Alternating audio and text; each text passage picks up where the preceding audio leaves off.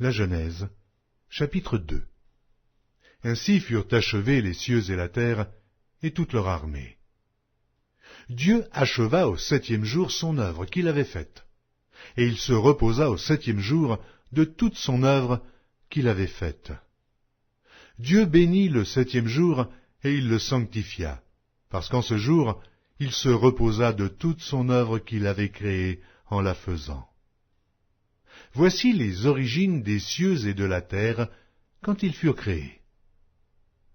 Lorsque l'Éternel Dieu fit une terre et des cieux, aucun arbuste des champs n'était encore sur la terre, et aucune herbe des champs ne germait encore, car l'Éternel Dieu n'avait pas fait pleuvoir sur la terre, et il n'y avait point d'homme pour cultiver le sol.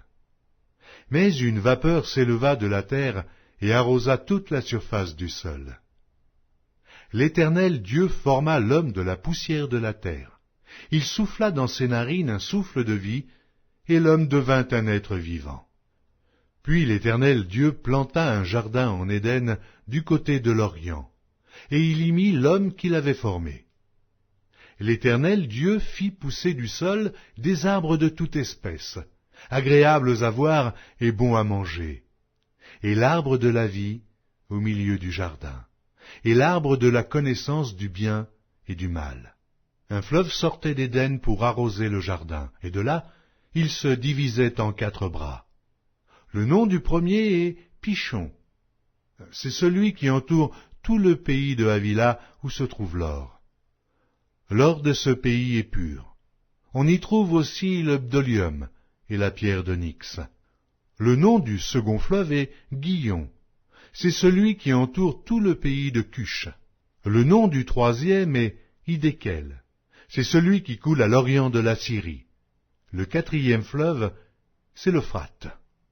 L'Éternel Dieu prit l'homme et le plaça dans le jardin d'Éden pour le cultiver et pour le garder.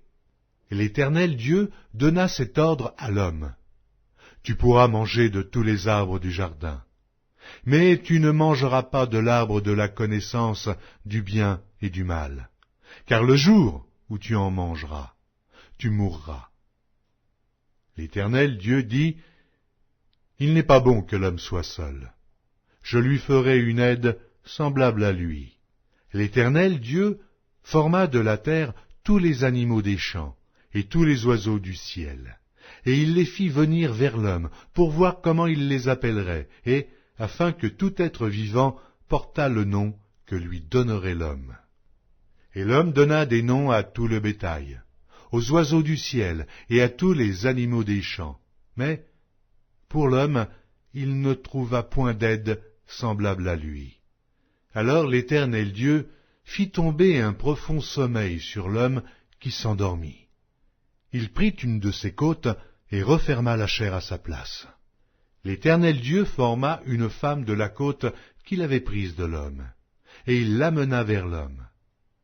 Et l'homme dit, voici cette fois celle qui est os de mes os et chair de ma chair. On l'appellera femme, parce qu'elle a été prise de l'homme. C'est pourquoi l'homme quittera son père et sa mère et s'attachera à sa femme, et ils deviendront une seule chair.